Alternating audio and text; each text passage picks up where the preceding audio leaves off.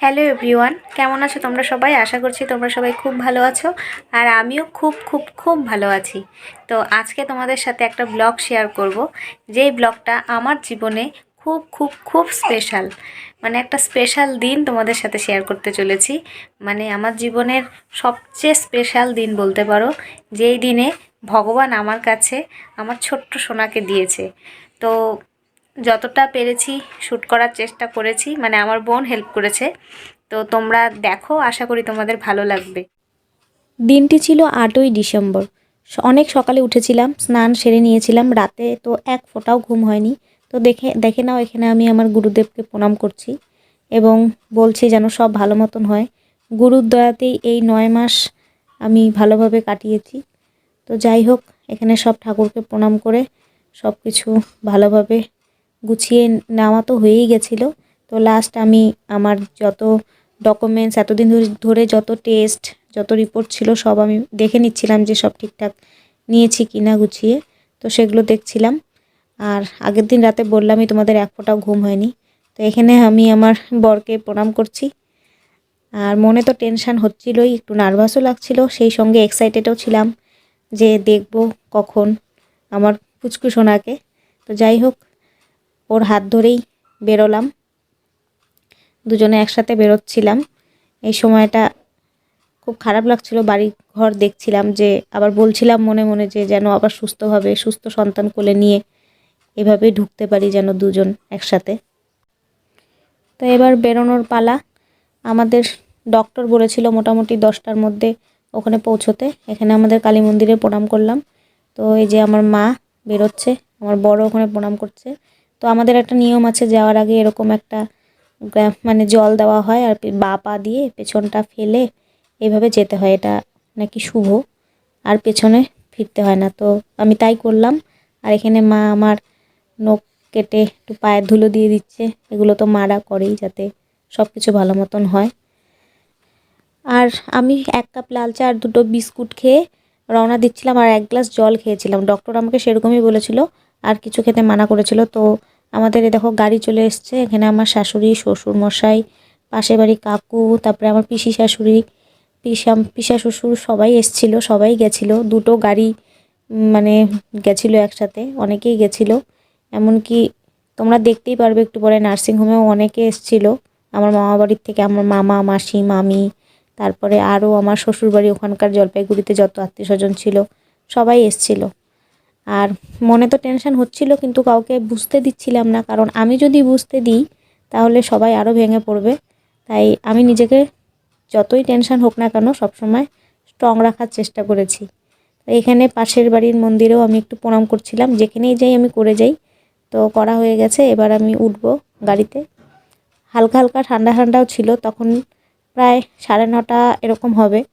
তো পৌঁছোতে 40 মিনিট লাগে, একটু দেরি হয়ে গেছিলো, আমাদের লেট হয়ে গেছিলো। ডাক্তার বলেছিল 10টার মধ্যে ঢুকতে। তো কোনো ব্যাপার না, 10:30 হলেও ব্যাপার না। ওখানে আমার ওটি বলেছিল যে 1:30-2টো নাগাদ ওটি করবে। তো সেখানে 10:30 11টার মধ্যে পৌঁছলেই যথেষ্ট। তো এই দেখো আমাদের গাড়ি রওনা দিয়ে দিয়েছে। আর এখানে আমার বোন আমাকে হাসাচ্ছিল। তো কানে যাতে ঠান্ডা না লাগে আমি ভালো করে চাদরটা পেঁচিয়ে নিয়েছিলাম। আর এখানে সামনে আমার বর আর আমার পাশের বাড়ি এক দেওর বসছিল, আর পেছনে আমি, মা, বুনু। এই যে নার্সিংহোমে দেখো পৌঁছে গেছি। এই নার্সিংহোমটার নাম হলো মেরিনা নার্সিংহোম। তোমরা যারা এখানে থাকো তারা তো জানোই, আর যারা বাইরে আছো তারা হয়তো জানো। তো জলপাইগুড়িতে এটা মেরিনা। এখানেই আমার ডক্টর আমাকে ওটি করবে বলেছে।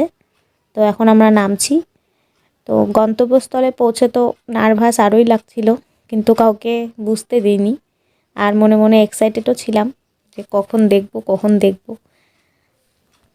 9 মাস ধরে ভেবেছি এই দিনটা কখন আসবে। তো আজকে ফাইনালি দিনটা যখন এসছে, তখন যেমন টেনশান হচ্ছিল তেমন আনন্দও লাগছিল। তো মানে বলে বোঝানো যাবে না যে মা হওয়ার অনুভূতিটা, ফিলিংসটা যে ঠিক কী, যখন যে হয় তখন সেই একমাত্র বলতে পারবে।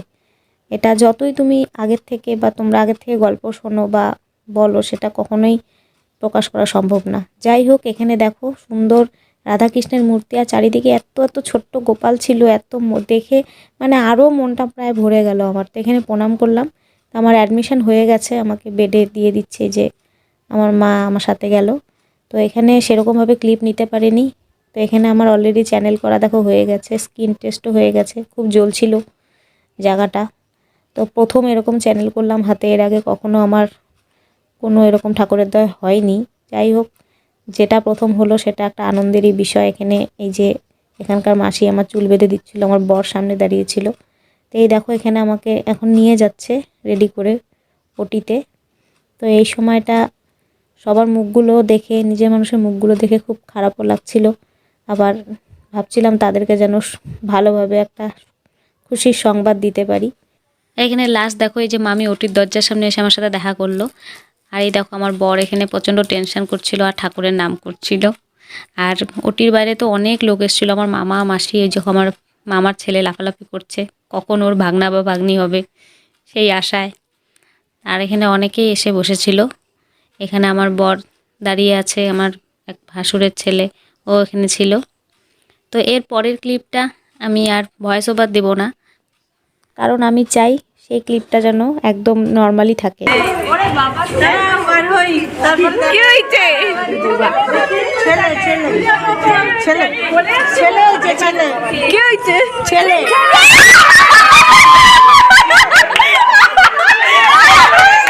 তো দেখো তোমরা সবাই কত খুশি হয়েছে। আর এই দেখো কত লোক, সবাই বলছিল মাসিরা যে সত্যি এত লোক কারো বাড়ির থেকে এরকমভাবে আসে না।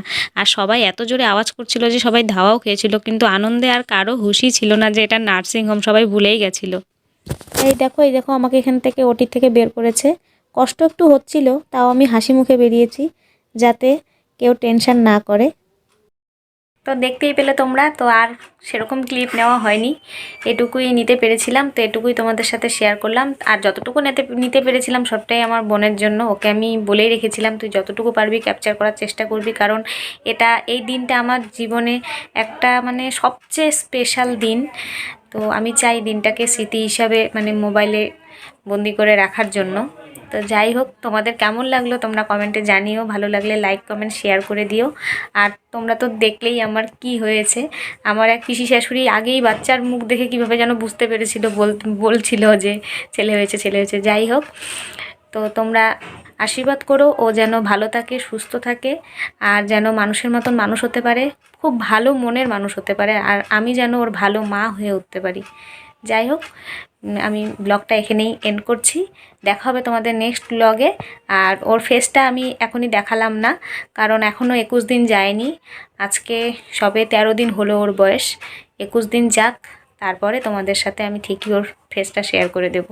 তো আজকে এখানেই শেষ করছি ভিডিওটা। টাটা, ভালো থেকো, সুস্থ থেকো।